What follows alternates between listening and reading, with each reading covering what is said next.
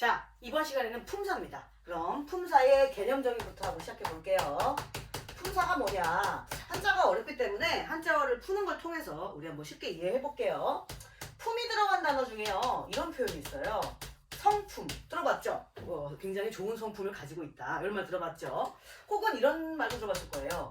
이 제품은 참 품질이 좋다. 들어봤죠? 선생님, 이 품이랑 이 품이랑 한자가 다 같은 거예요? 네, 같은 한자입니다. 같은 한자가 쓰였어요. 자, 한 번 더 해보자.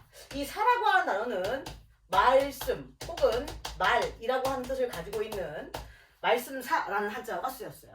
따라서 이게 어떤 뜻이냐? 여기 한번 네모쳐볼까? 이렇게. 말의 성질별로 말을 묶어놓았다 라는 뜻이에요. 품사는. 직관적으로. 와닿나요? 그래서 개념을 정의하면 정말 이 세상에 많은 단어가 있는데 이러한 단어들을 성질은 성질인데 어떠한 성질이냐면 공통된 성질끼리 묶은 겁니다. 쫙 묶어가지고 여러 가지로 다 모아놓은 거예요. 그 모아놓은 갈래들을 품사라고 합니다. 이것이 품사의 정의입니다. 혹시 몇 종류로 묶어놨는지 아나요? 구품사라고 해서 9종류로 묶어놨어요.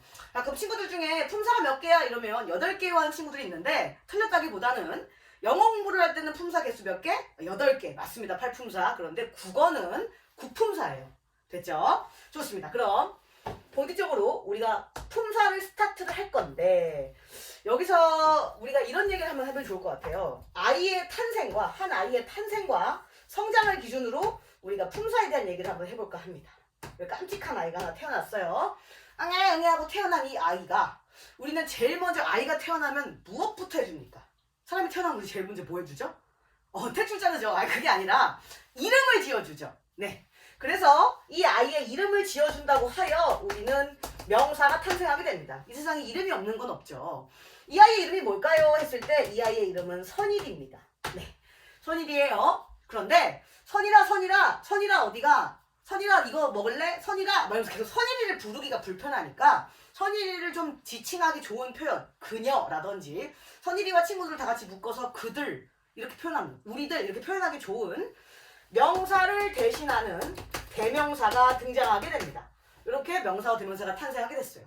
그런데 선일이가 잘 크고 있는 와중에 둘째인 선이와 셋째인 선삼이가 태어납니다. 이건 너무 깜찍한가요? 네. 세 자매가 태어나게 됐어요. 그래서 이 셋을 묶어서 우리가 항상 이들이 놀이터에서 놀고 있는 거야. 그래서 놀이터에서 놀고 있는 아이들을 보면서 엄마가 흐뭇하게 지켜보고 있는 거야. 우리 애기들 잘 놀고 있네. 이렇게.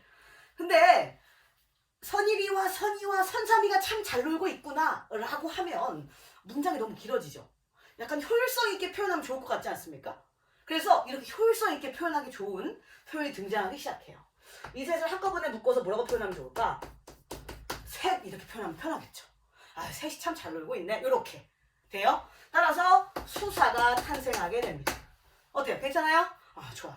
이들은 어떠한 주체를 의미하기 때문에 체언이라고 불립니다. 몸을 가지고 있다는 뜻이에요. 분필도 몸을 가지고 있기 때문에 이렇게 잡을 수 있죠. 우리가 만질 수가 있죠. 이것을 체언이라고 합니다. 그러면 이 명사, 대명사, 수사를 돕는 종류의 한 아이가 있어요. 조사부터 먼저 해볼게요. 여기 보시면 조사라고 하는 아이가 있습니다. 이 조사는 항상 명사, 대명사, 수사에 붙어 다니면서 이들을 도와주는 역할을 해요. 그럼 대체 어떻게 돕는다는 건지 한번 이거 얘기를 해드릴게. 우리 미니한테 한번 질문을 해보자. 미니야, 혹시 좋아하는 아이돌 있어요? 우리 미니가 지금 NCT 도영을 좋아한다고 합니다. 네, 도영 저도 참 좋아하는데요. 네, 그러면 미니가 도영이를 짝사랑하고 있다. 이런 얘기 한번 해볼게요. 둘이 같이 서로 사랑하는 사이는 아니죠? 예, 서로 사랑한다면 스캔들이 선일여고 일때 나겠죠. 그래서 도영을 짝사랑하고 있는 우리 미니가 선일여고에 이런 소문이 납니다. 무슨 소문이 나느냐? 도영이가 미니를 뭐 한대? 짝사랑한다라는 소문이 납니다. 일렁일렁. 네, 우리 미니 지금 한바구 웃음 짓고 있어요. 벌써 상상하니까 벌써 기분이 막 좋아져, 그지? 이게 무슨 말이야? 이 위에 있는 문장과 아래에 있는 문장의 팩트가 너무 달라. 확연하게 다른 느낌 오나요? 왜 다르냐면 가, 를, 는 이러한 조사들이 이들의 문장을 완벽하게 바꿔주는 거예요. 그쵸? 그래서 이거는 민희와 도영이 사이에 뭘 결정지어 주냐면 관계를 결정지어 줍니다. 그래서 조사의 이름이 관계연이라고도 부릅니다. 이해돼요? 네, 좋습니다. 자, 그러면 이어서 가지고 얘기를 해보자. 우리 선일이, 선이, 선삼이 셋이서 놀이터에서 뭐 하고 있었냐면 즐겁고 재미있게 놀고 있었어요. 그 모습이 참 귀엽고 깜찍해서 귀엽다라는 표현을 한번 제가 써볼게요. 이 논다라는 표현은 동작을 추가하고 있기 때문에 놀고 있죠. 열심히 이렇게 화두도 놀고 있겠잖아. 그래서 이것을 동사라고 합니다. 또 귀엽다라고 하는 것은 이 아이들의 어떤 상태 그 자체이기 때문에 형용한다고 해서 형용사라고 합니다. 동사는 동작을 설명하고 형용사는 성질과 상태를 설명합니다. 그래서 문장 안에서 정말 활용도가 높아요. 그래서 계속 모습이 변모하거든요. 어떻게 변하냐면 놀다는 놀고, 놀은이 막 이렇게 변한단 말이야. 활용된다고 해요, 이걸. 그래서 활용된다고 하여 용언이라고 부릅니다. 됐죠? 네. 그 다음에 이러한 동사와 형용사를 꾸며주는 역할을 하는 애가 있어. 이거 봐. 놀긴 노는데 어떻게 노냐면 잘 놀아. 이렇게 놀다를 꾸며.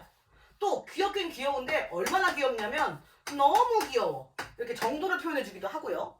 혹은 놀이터인데 새로 만들어서 새 놀이터야. 이렇게 꾸며줄 수도 있죠. 이렇게 수식해주는 표현을 가진 것을 우리는 관형사와 부사라고 합니다.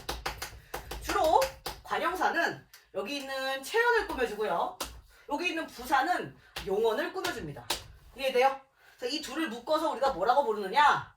수식한다고 하여 수식언이라고 부릅니다. 여기까지 따라왔어요?